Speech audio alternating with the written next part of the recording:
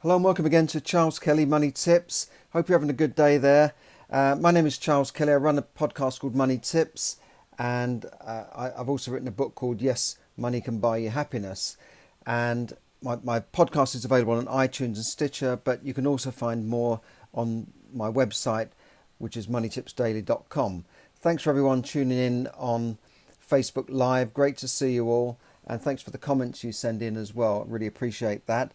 And today I want to talk about the UK student accommodation sector, because I'm also a private landlord. I'm a property investor, have been for about 30 years, and I've seen the changes that have come up and how they've affected smaller landlords. Now, in an unprecedented move, the UK's university's minister, has laid down a warning at a summit of student accommodation providers to sort out their awful and disappointing problems that have seen more than 20 student housing projects and schemes not completed on time. Now, bear in mind, students are already back at university for the autumn term, and we've seen a lot of these shiny new buildings going up, but some of them are not being finished.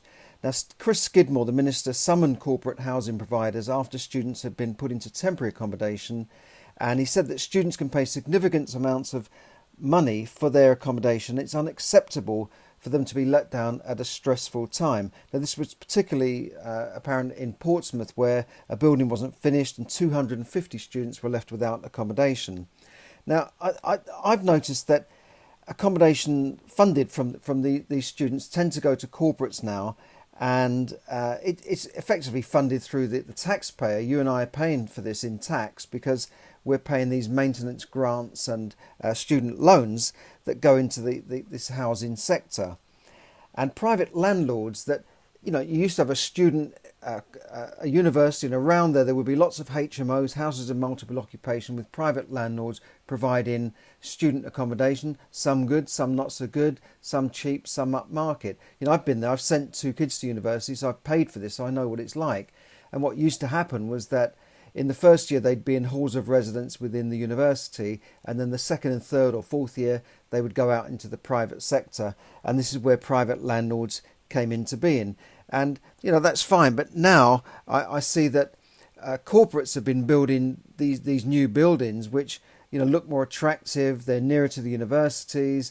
They don't seem to have this problem with the council stopping and putting on Article 4 restrictions on making houses, turning houses into HMOs. They seem to be able to build hundreds of these things without this, what they call an Article 4 restriction, which stops people buying houses and then turning them into HMOs in student accommodation areas, even though they're needed.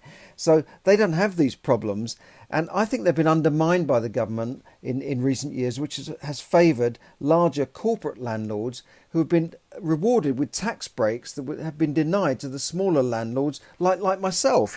I'm not a large corporate, but they've taken away tax breaks to us and given them to corporate sectors. And I've met housing ministers who said that we don't want mum and pop landlords, we want the corporates to deal with the private rental sector. Well, this is what the corporates are doing for us, not very much, it seems. And I would say that since these measures have been introduced, buy-to-let landlords have been quitting the market in droves. Since the punitive tax measures have been introduced by the former Chancellor George Osborne, who's no longer the former Chancellor, he's no longer even an MP, but some estate agents claim that Osborne's landlord tax grab, as it's been called, and combined this with the 2016 Brexit vote, have effectively killed off the buy-to-let property market, with prices in some areas like London plummeting by 20%.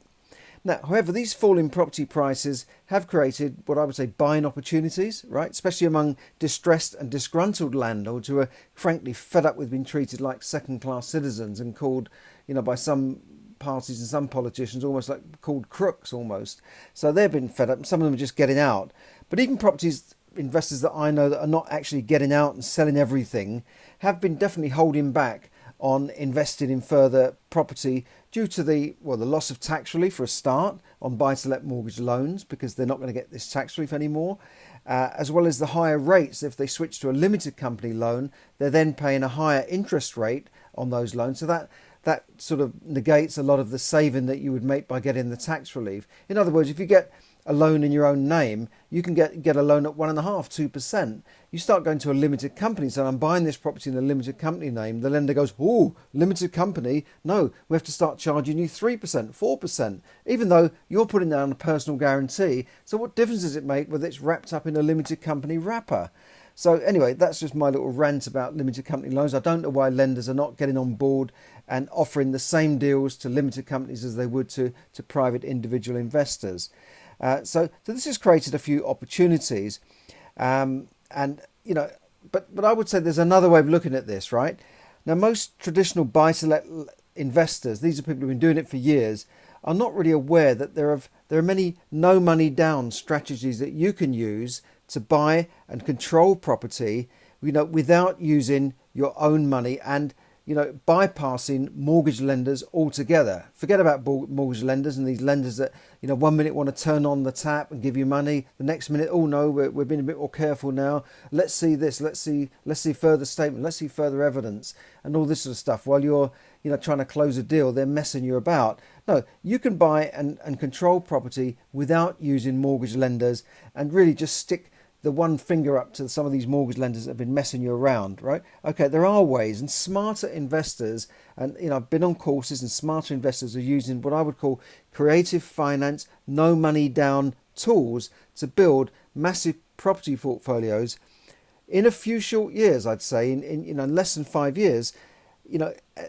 without using any of their own money, because quite frankly their hands are not tied by mortgage lenders and the need to save large deposits to keep buying properties. And this has been the dilemma for all private small property investors, is saving up those ever bigger and bigger deposits to buy new properties. Yes, you can refinance out, you can put, but where does that stop? You can't always do that. And with prices falling, it's difficult to refinance a property when, they're not even going up in value, they're falling in value.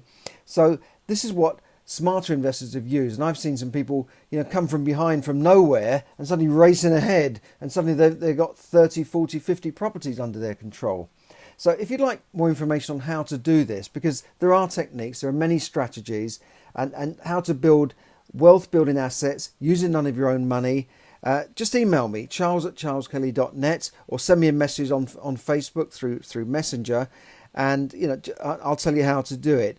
And I'll give you a word of the day today. Section 24. Have you heard of Section 24 of a Finance Act? Section 24 in the property field is known as the tenant tax. And this is going to restrict tax relief for finance costs, that's mortgages on residential properties, to the basic rate of income tax. This has been phased in from the 6th of April 2017. In simple terms, landlords will no longer be able to deduct all of their finance costs from their property income to arrive at their property profit. So we're all going to be paying a bit more tax. So that's what the Section 24. If you don't know what it is, Google it, look it up, and find out more about that. Okay, so I'll end there. If you'd like more information on how to build and how to acquire wealth building assets using none of your own money, just email me, charles@charleskelly.net, or drop me a line on Facebook Messenger. Thanks for listening. This is Charles Kelly, bringing you money tips to help you save, earn, invest, accumulate, and enjoy more money. Bye for now.